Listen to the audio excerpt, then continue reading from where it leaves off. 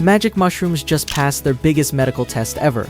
America's murder rate just hit a 125-year low, and scientists found 800 species hiding 4 kilometers under the ocean that nobody knew existed. This is the best good news from February 2026. Let's go.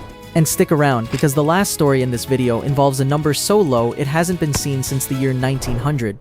About 4 million Americans have depression that doesn't get better. They try medication after medication, and nothing works.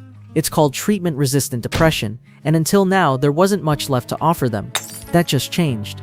A company called Compass Pathways announced that a treatment made from psilocybin, the active ingredient in magic mushrooms, just passed its second major clinical trial. These are phase 3 trials. That's the final stage before a drug can ask the FDA for approval, and it didn't just barely pass. Patients who got the treatment saw a big, statistically significant drop in their depression scores compared to the control group.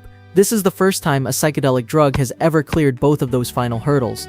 And here's what makes it different from every antidepressant on the market. It's not a pill you take every day. It's a single guided experience, one session, for millions of people who've tried everything. That door just opened for the first time. Now here's one that's been 40 years in the making.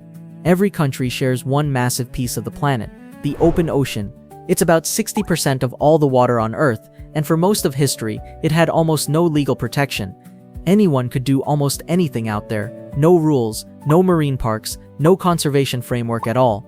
After nearly 20 years of negotiations, the United Nations High Seas Treaty officially became law in January, with coverage continuing through February. 60 countries ratified it, which hit the threshold to make it legally binding worldwide.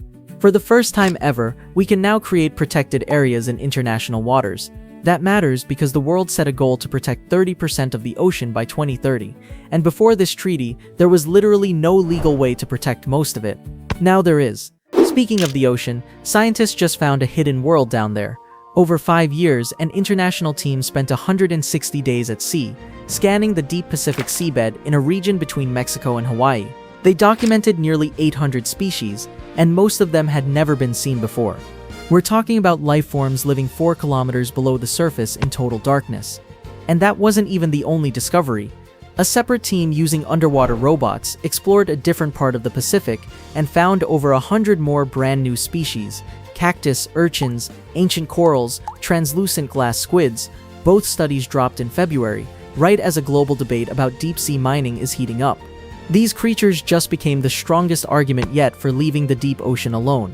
800 species we didn't even know were there, on our own planet. This next one might be my favorite story this month. So one of those deep-sea creatures went viral. A rare little animal called a chiton was found nearly 3 miles under the ocean, living on sunken wood in total darkness. It showed up in a YouTube video by Z Frank, and people lost their minds. Scientists decided to let the internet help name it. 8,000 suggestions poured in. And here's the beautiful part. 11 different people, independently, all submitted the same idea, so scientists went with it. The species is now officially called Ferrero populi, that's Latin for "of the people," a creature from the deepest, darkest part of the ocean, named by regular humans who just thought it was cool. Science doesn't always have to be serious to matter. Alright, let's talk about energy, because something massive is happening in Africa. For a long time, hundreds of millions of people across Africa have lived without reliable electricity. It's one of the biggest barriers to economic growth, healthcare, and education on the continent. But a new report shows that Africa just had its fastest year of solar growth ever. Solar installations jumped 54% in a single year. 8 countries installed over 100 megawatts each, up from just 4 countries the year before. That means the boom isn't just happening in 1 or 2 places, it's spreading across the whole continent. And the projections say Africa could install more than 6 times last year's solar capacity by 2029. Solar plus battery storage is now cheaper than fossil fuels in many African markets. The continent that was left behind on energy is now growing faster than anywhere else on Earth. Now here's one that hits close to home for a lot of families. If you live in an American city, you probably know that childcare costs are brutal. In San Francisco, a single kid can cost $20,000 to $36,000 a year. Families have been leaving the city because they simply can't afford it. In January, San Francisco launched one of the most ambitious childcare programs in the country. Families of 4 earning under $230,000 now get free childcare. Families earning up to $310,000 get it at half price. The program could reach about 19,000 kids. And San Francisco isn't alone. New York and New Mexico have started similar programs. The idea that childcare should be affordable isn't fringe anymore. It's becoming policy. One more energy story, because this number is wild. In the United States, when power companies build new energy sources, they can choose fossil fuels or clean energy. A February report looked at everything planned for 2026. Renewables and battery storage will make up 99.2% of all new electricity capacity this year. That's not a typo. 99.2%. The tiny sliver of new natural gas is almost entirely cancelled out by coal plants shutting down. No matter what's happening in politics, the economics have already decided. Clean energy won, and finally, the one I've been saving. Every year, researchers track how many people are murdered in America's biggest cities. It's one of those numbers that usually only goes in one direction, and it's rarely good news.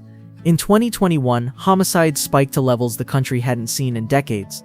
But then something started to change. Homicides dropped, and they kept dropping.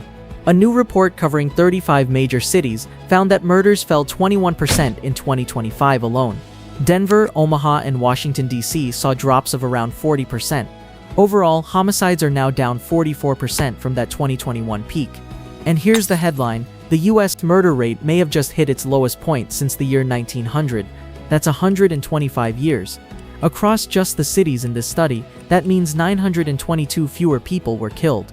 922 families that didn't get that phone call. That's not a statistic, that's a miracle measured in lives. Subscribe, the world is better than you think.